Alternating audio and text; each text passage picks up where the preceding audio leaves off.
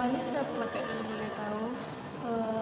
Nama saya Tiara Agusta Gusyanova, kalau bisa dipanggil sama teman-teman Tiara. Oke kak. Kakak rumahnya di mana? Atau tempat tinggalnya di mana kak? Kalau tempat tinggalnya di Pandai Sike, Kak. Pandasike. Oke. Tadi kakak ke sini dari rumah langsung atau dari kos? Saya dari kos, Kak. Oke, baik. Jadi berarti ada kuliah dulu ya? Iya, ada. Sebelumnya apakah kakak sudah tahu apa itu konseling? Belum, Kak. Oke, baik, di sini saya akan menjelaskan sedikit tentang konseling. Konseling itu adalah layanan proses membantu individu maupun kelompok untuk menyelesaikan masalah yang dialami. Di sini posisi saya sebagai konselornya dan kakak sebagai konselingnya. Ingin masalahnya bisa diselesaikan. Nah, apakah kakak sudah paham? Paham, Kak. Nah, tapi sedikit saya akan menjelaskan mengenai asas dalam konseling.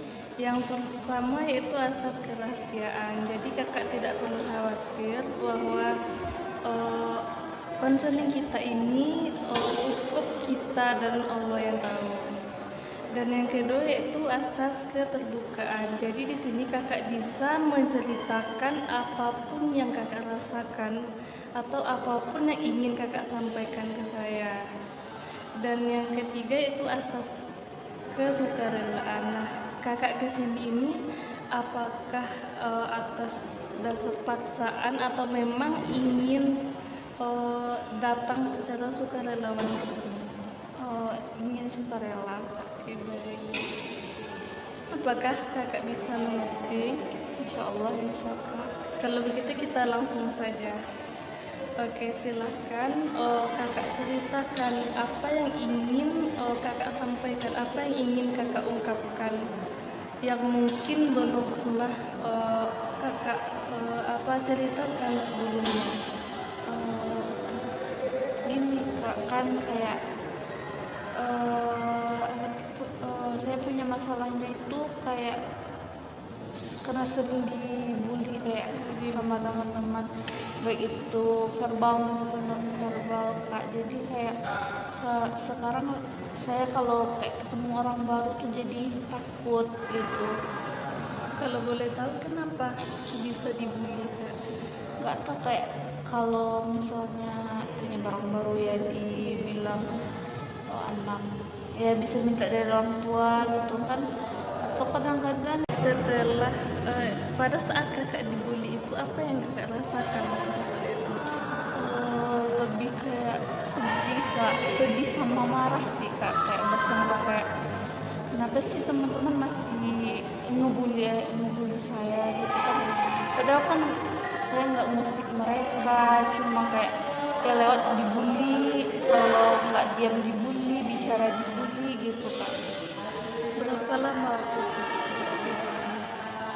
Ya kalau dulu waktu kayak SMP itu pernah yang kayak setiap hari ya kena bully terus ya, sama teman-teman, Kak, kadang sama kakak kelas. Kenapa? Apakah kakak tidak pernah cerita sama guru sehingga kakak terus-terusan dibully? nggak nggak pernah cerita ke guru tuh, kena mungkin kayak mikir kalau cerita sama guru nanti orang yang dulunya pernah juga, Kak, terus malah makin tambah dibully lagi gitu. Kalau untuk ke orang tua sendiri bagaimana? Apakah kakak menceritakan apa yang kakak alami? Nggak pernah juga, Kak, kayak lebih suka pendam sendiri, Kak. Kenapa? Kenapa kakak tidak pernah menceritakannya kepada orang tua? Kalau cerita sama orang tua karena nggak pernah tuh, karena takut jadi beban sama orang tua kan, karena ya cukuplah masalah yang saya alami itu saya selesaikan sendiri, nggak usah sama orang tua. Oke, baik.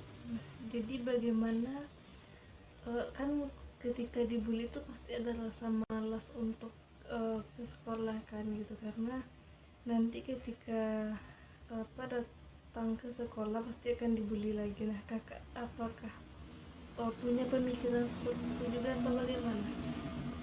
Nggak pernah yang sampai nggak mau ke sekolah sih kak, tapi ada rasa malas terkadang kayak eh ya nggak usah sekolah hari ini, tapi karena mengingat orang tua lagi susahnya cari uang ya tetap dipaksain sekolah walaupun sebenarnya capek, marah, pengen nangis gitu. Nah bagaimana caranya kakak bisa bertahan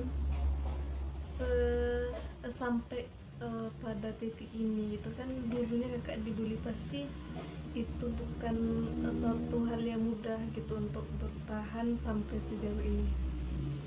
Kalau untuk bertahan yang paling pertama ingat pengorbanan orang tua kak, udah susah dibesarin, udah susah disekolahin, tapi kayak kalau karena cuma bullying harus putus sekolah di tengah, kayaknya nggak mungkin, nggak bisa, walaupun kita nggak bisa balas jasanya full, tapi setidaknya untuk bikin dia tersenyum aja kalau udah lulus nanti.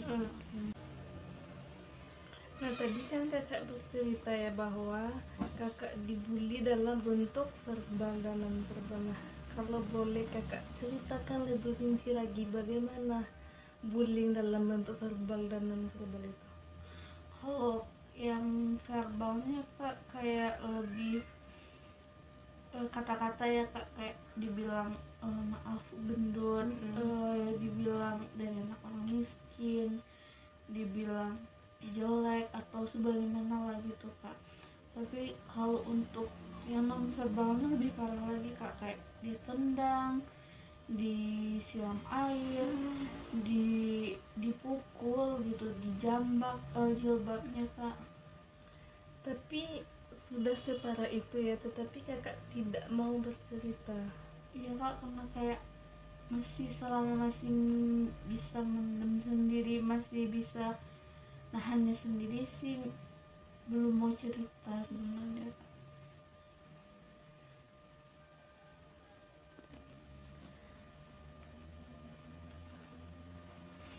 Nah kalau untuk sekarang ini kan sudah beda ya tingkatannya. Sekarang kakak udah kuliah ya kan.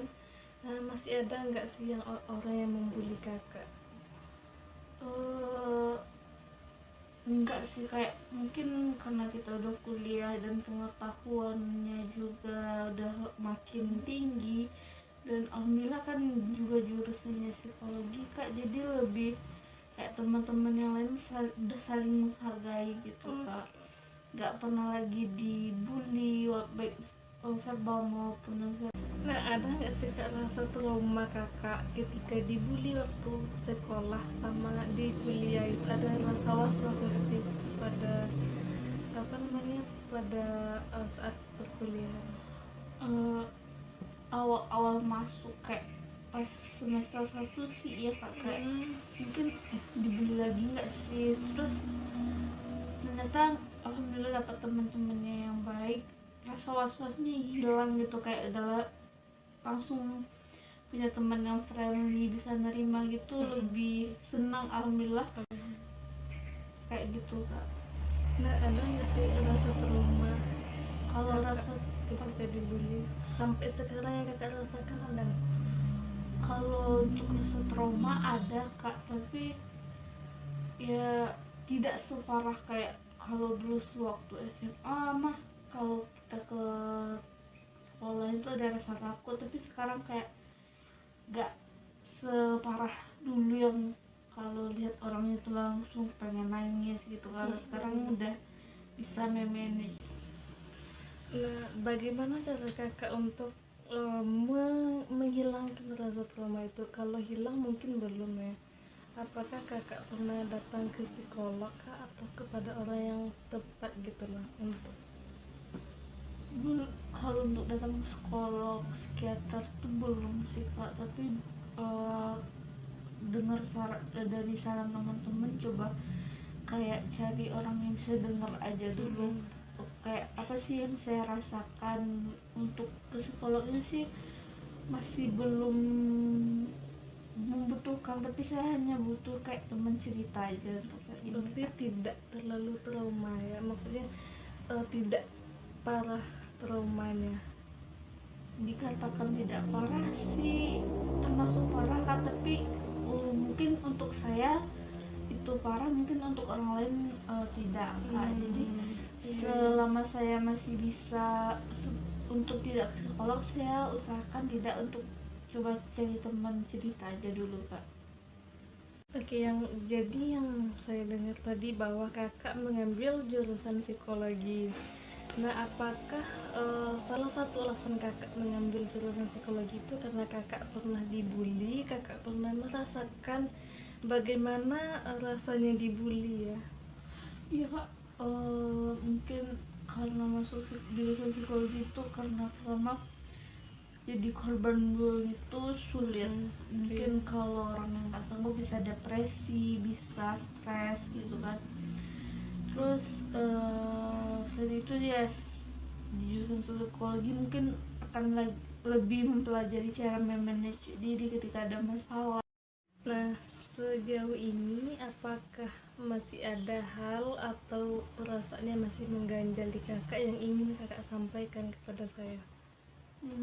Untuk sejauh ini mungkin tidak, Kak, karena saat sekarang kan udah cinta sama Kakak tuh udah mulai ada perasaan sedikit lega karena udah ada yang dengerin cerita, Kak. Oke, baik.